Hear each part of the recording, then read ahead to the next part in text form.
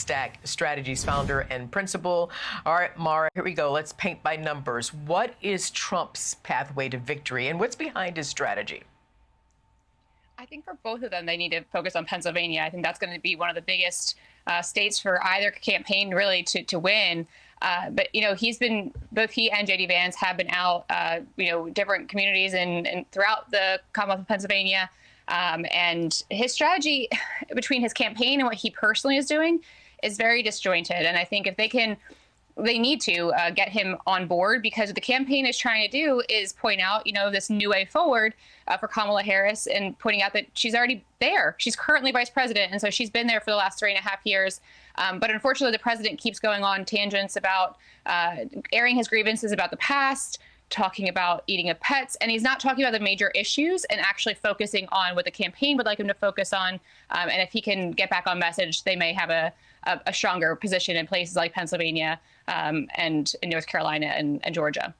Well, you say that Vice President Harris, she's already there, but what will get her behind the Oval Office? And or in the Oval Office, I should say, as the boss lady, what's the method behind her strategy to get there?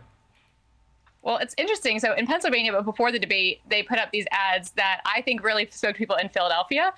It was very clever. It was funny and kind of poking at the crowd sizes, poking at different things by using, terms that people in Philadelphia with regards to cheesesteaks and soft pretzels. It was very clever. And I think that that's a sign of the investment that her campaign is trying to put in younger voters, but also in a more lighthearted, happier, fun, campaign. Because what Trump, largely the former president Donald Trump, has been saying on rally stages and things of that nature is more of a negative out view.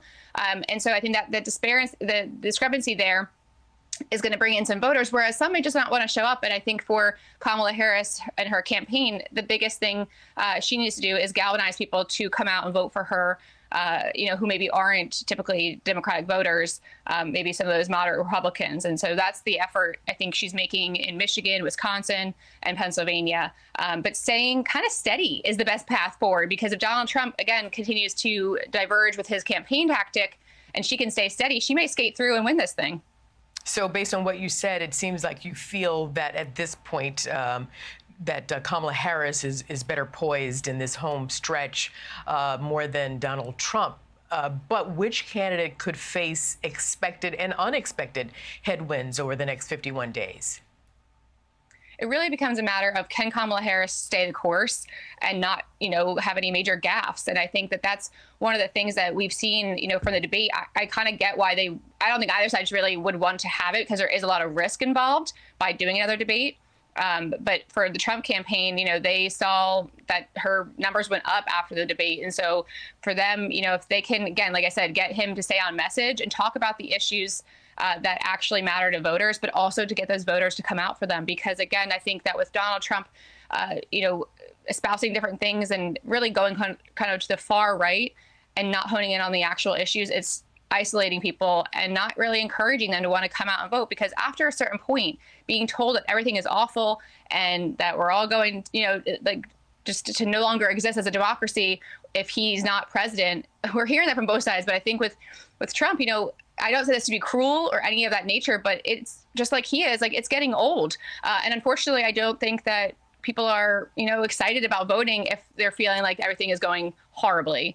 So a more positive note would be appreciated, a plan forward to something to look forward to. And if Donald Trump can stay on message and do that, maybe he'll have a better chance going into November. Right now, I think it's too close to tell.